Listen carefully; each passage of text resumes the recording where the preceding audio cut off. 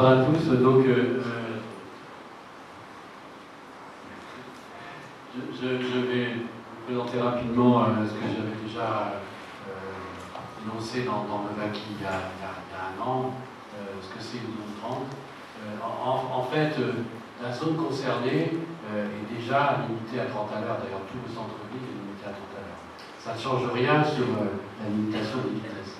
La seule chose, c'est que dans une zone 30, c'est une zone qui est relativement homogène en général, qui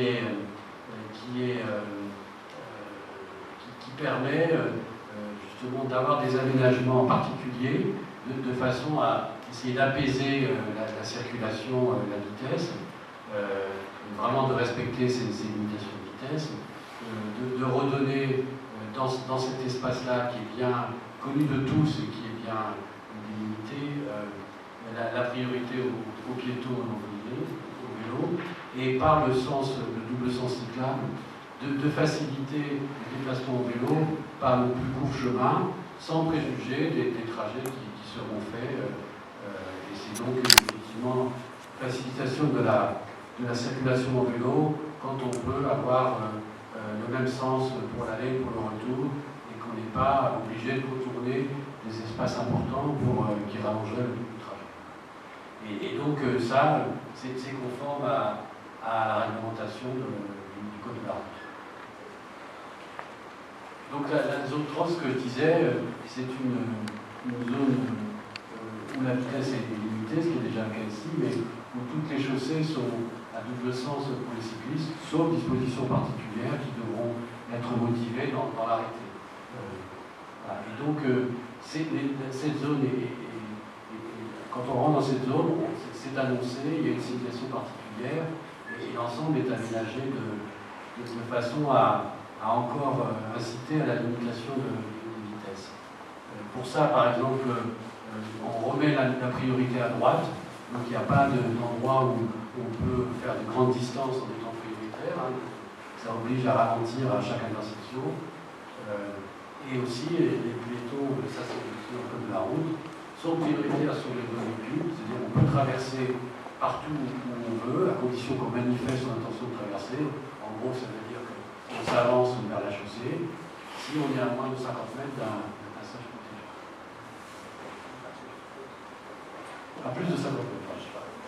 La zone de rencontre, c'est un peu la même idée, c'est une zone qui est où tous les usagers de la chaussée peuvent circuler, les piétons pouvant circuler sur la chaussée sans s'y stationner, et la vitesse des véhicules est limitée à 20 km/h.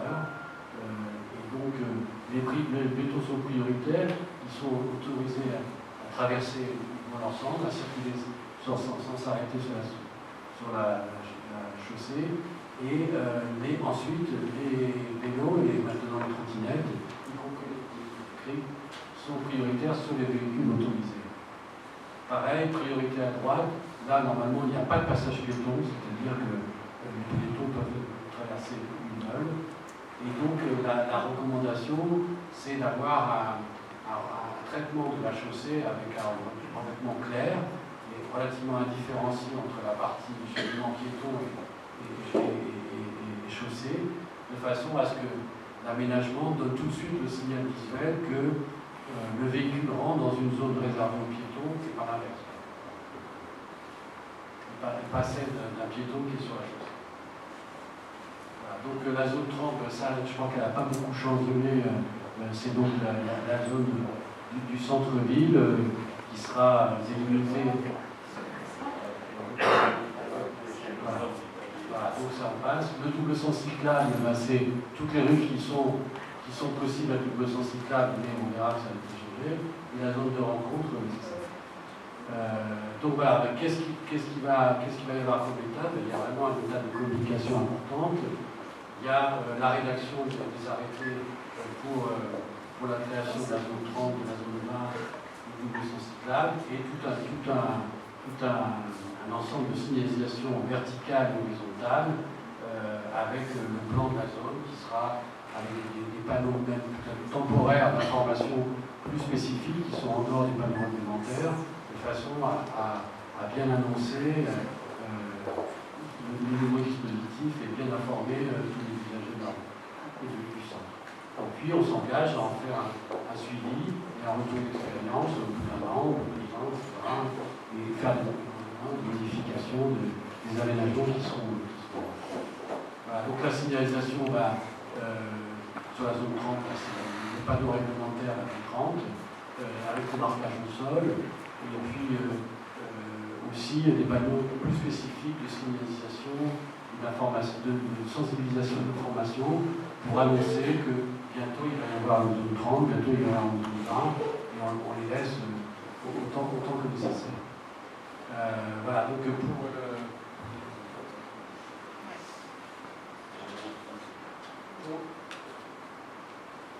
pour le double sens cyclable, il suffit de rajouter le panneau là sur vélo à l'extrémité, dessous le panneau sens interdit, à l'extrémité de la rue en sens unique, et du côté où arrivent les voitures, il faut avoir ce panneau-là qui signale que les vélos peuvent arriver en sens inverse. Et pareil aux intersections, les panneaux C24, qui signalent que quand on arrive à une intersection avec un sens unique, on peut avoir des vélos qui arrivent dans l'autre sens, que ce soit pour les sens uniques à droite ou à gauche.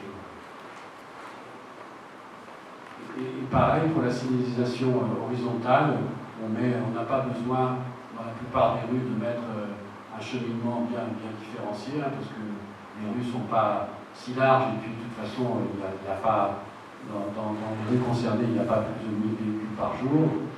Donc on se contente en général d'un pochoir indiquant qu'il peut y avoir des vélos en sens inverse.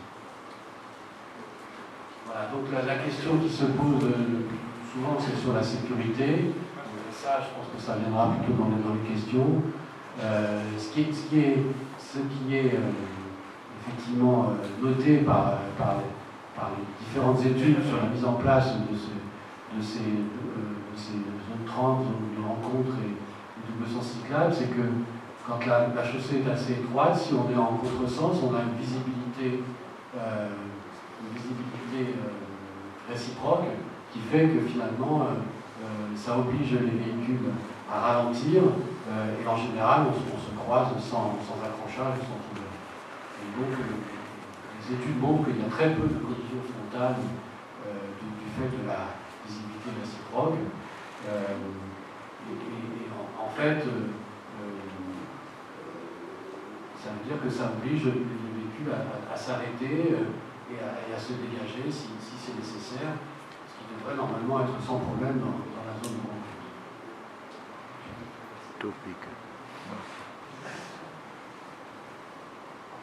Voilà, donc évidemment, quand on a un croisement entre un cycliste et une voiture, c'est moins dangereux que quand on doit dépasser un cycliste avec un véhicule, parce que la vitesse est plus faible et que le cycliste voit la voiture, tandis que quand elle est derrière, il n'y en a pas.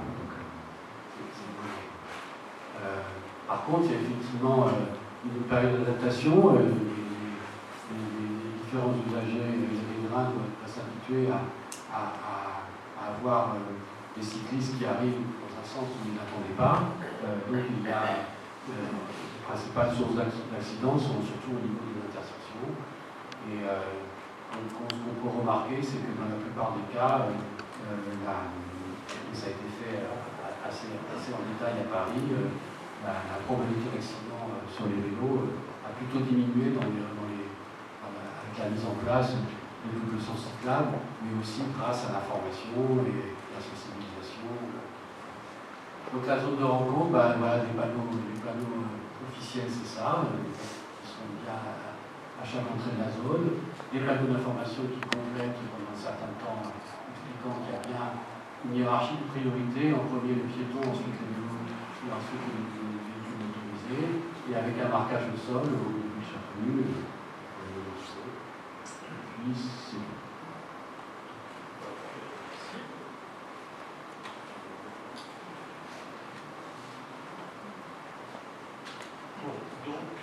maintenant, on va vous projeter le résultat de cette année de concertation. Voilà, alors, merci. Donc, vous avez en orange, c'est la délimitation de la zone 30. Les petits hexagones orange sont les entrées et sorties, bien entendu, de cette zone 30. Donc, vous voyez, c'est tout simplement le cœur du village. Et vous avez en violet la zone de partage, la zone de rencontre, doit-on dire. C'est donc celle où la vitesse est limitée à 20 km/h et où les piétons ont priorité sur les deux roues, qui ont priorité sur les voitures, et les petits triangles orange symbolisent les entrées et sorties de cette zone. Donc, pour vous repérer, ici, c'est la rue de la République. Là, vous avez... Attendez. Paul Cézanne. Voilà, pardon. Donc, oui, alors, d'abord, vous avez en noir, et ici, donc, les zones où les responsables de la sécurité ont estimé qu'il n'était pas prudent d'instaurer un double sens cyclable. Donc là, que je ne dise pas de bêtises, c'est le boulevard Chanzy avec la rue qui rejoint Sainte-Trope. Voilà. Ici, vous avez la rue Guilmer et la rue Pasteur, qui sont tellement étroites qu'il y a bien un cheminement au sol piéton, mais dès qu'il y a un piéton, il faut s'arrêter quand on est en voiture. Et puis ici, rue Cavaillon, c'est ça? Voilà. Donc, l'intérêt de cette zone de rencontre, c'est qu'elle passe devant, elle relie les principaux centres d'intérêt du Gossé et elle passe devant les commerces, les bars, etc.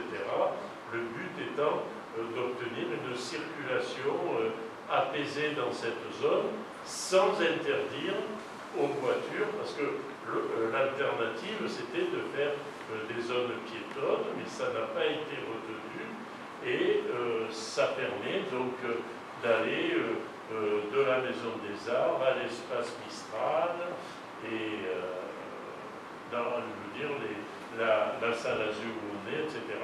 Les principaux points d'intérêt seront donc reliés par cette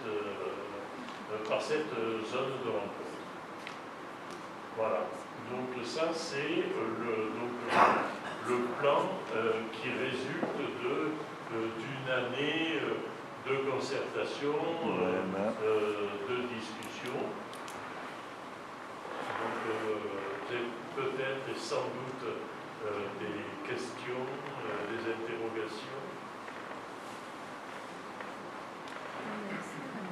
Oui. Alors, Thierry, puis après, monsieur Auton. Oui, c'est en ce qui concerne la route Portalis. Si j'ai bien compris, elle serait limitée au niveau vitesse à 20 km/h et elle serait aussi ouverte à un double sens de circulation des cyclistes. Mes observations, sans esprit de polémique du tout, mais au contraire, dans la mesure d'une sécurité principalement des cyclistes, tout en même temps que des piétons, c'est de dire que 20 km/h rue Portalis, je n'y crois pas. 20 km/h, ça serait la limitation haute, c'est-à-dire ça voudrait dire rouler à moins de 20 km/h, km/h maximum, c'est-à-dire à 15, 16, 17 km/h. Donc ça, j'ai fait l'expérience personnellement, très récemment, et là, ça me paraît une vue de l'esprit. Je le dis comme je le pense. Alors, comment vous allez faire d'ailleurs pour vérifier l'application des 20 km/h, sauf à mettre des flashs radars peut-être, à mettre des agents municipaux à longueur de temps pour prévenir, en plus des panneaux, verbaliser le cas échéant, etc. Ça, je suis assez dubitatif, c'est la première de mes observations. La deuxième observation dans l'élan, c'est de rendre cette rue à double sens pour les vélos. Ça me paraît excessivement dangereux parce que la rue est très étroite et la chaussée elle-même l'est tout autant. Je me pose la question d'ailleurs de l'intérêt de faire rouler dans le sens centre-bourg vers la Maison des Arts, donc les cyclistes de rue Portalis. Parce qu'il y a 3 autres axes d'accès à ce secteur, qui sont la rue Calmette, la rue de l'Égalité et le boulevard Chanzy. Donc il n'y a pas, selon moi, de nécessité, voire même seulement d'utilité ou un intérêt, à faire circuler dans ce sens-là des cyclistes.